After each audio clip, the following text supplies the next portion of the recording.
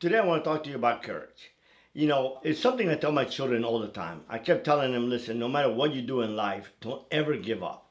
Don't ever give up until the moment you just realize you just got nothing else to give. You know, we live in a world which is so easy to give up. You know, we try something and then we see obstacles and we think that it's difficult. And just because it's difficult doesn't mean that it's impossible.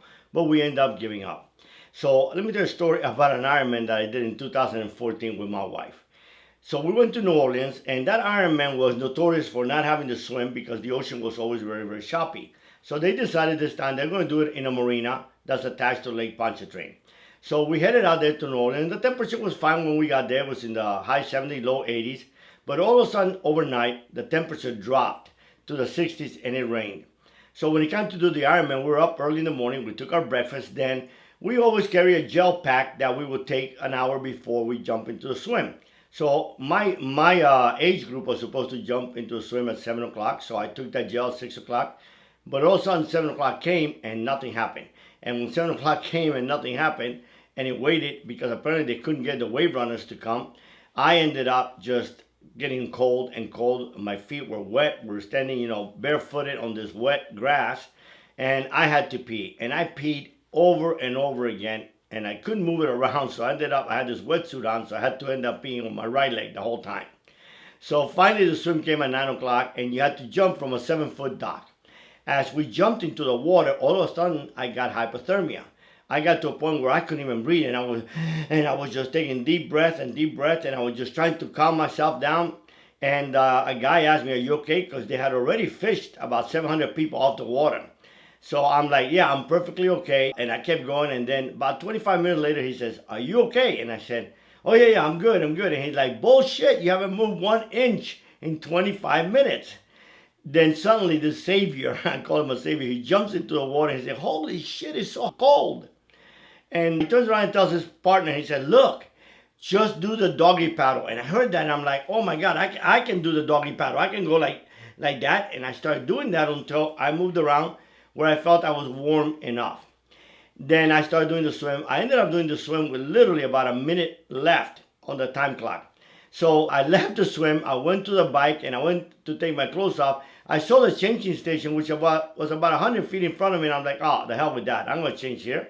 So I just stripped naked, took off my wetsuit, and I said, you know what, let me cool down for 1 second before I put on my bike outfit.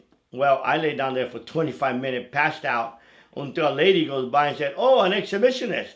I ended up putting on my clothes really quick, jumped in the bike, and as I was headed out the bike, I was still a little dizzy. And what do I see? I see my wife coming in. And she's like, "Hi, honey." And I'm like, bullshit. I'm like, bitch, fall. And I'm like, there's no way you're going to beat me by an hour, and I'll never hear the end of that. Usually my wife and I do the swim about the same. Maybe I'm a little faster.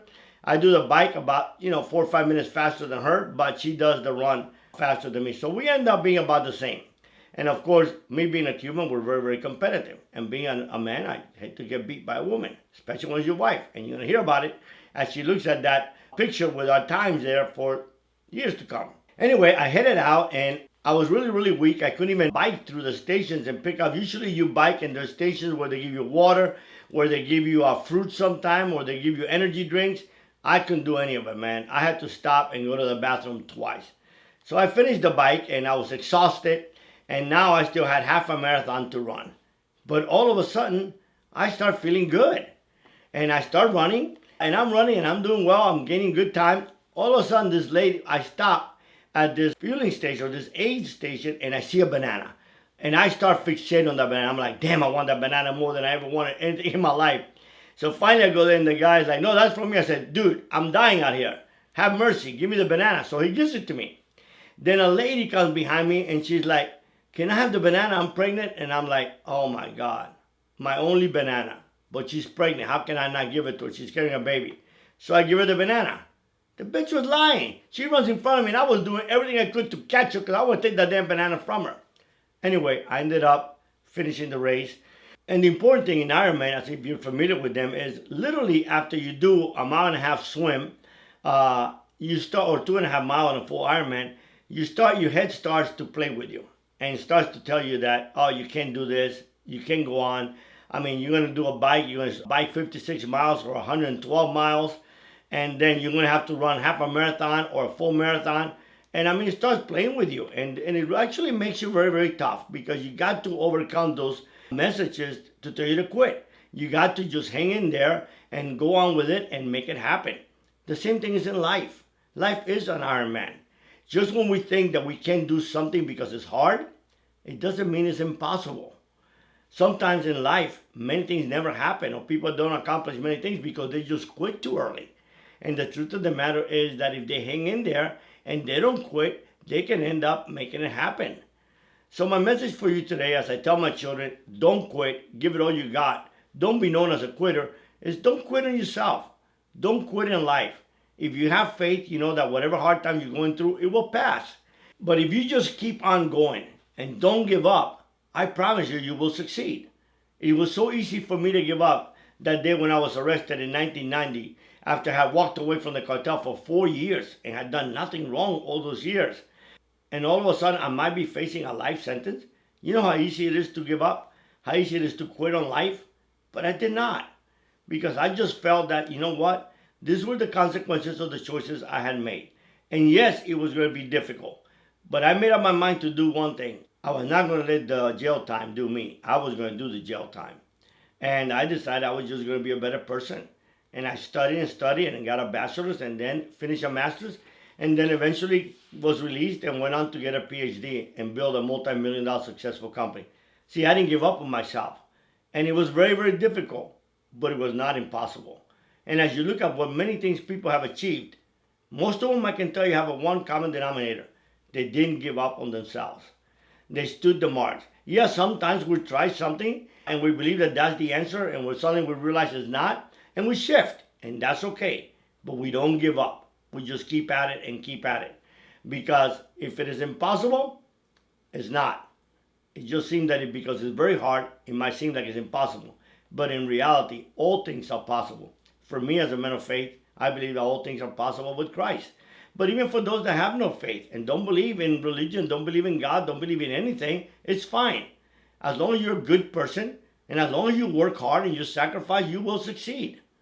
No one, short of those people that were born with a silver spoon in their mouth, short of those people that were, trust fund babies, every human being that has made it, I promise you, has one thing in common with each other. And that's that they work harder than the competition, they sacrifice immensely, and that they never give up. So my friends, don't give up on yourself. You have unbelievable and untapped intelligence. Scientists said that the human brain has not even tapped into a millionth of its capacity. So you can do unbelievable things if you have the mindset that I'm not a quitter. I don't give up. I might just fall and fall. Walt Disney, he went bankrupt 7 times. But he realized every single time that it wasn't because he was a failure. No, every single bankruptcy led him to believe on how to fix that problem and how to get better. And eventually, we got Disney World. And for those of us that love Disney, thank God for Walt. But I thank God that Walt didn't give up. And I'm praying that you don't give up, because I believe that there's all things that you can do. And if you're a person of faith, you can do all things with Christ who strengthens you. Be blessed today. Don't give up on yourself. Go out, succeed, conquer the world. It's within you. Thank you for visiting the channel. If you have enjoyed the content today, please subscribe to the channel and also go to my webpage, www.jorgevaldesphd.com. If you join our community, we will send you a copy of our book. God bless.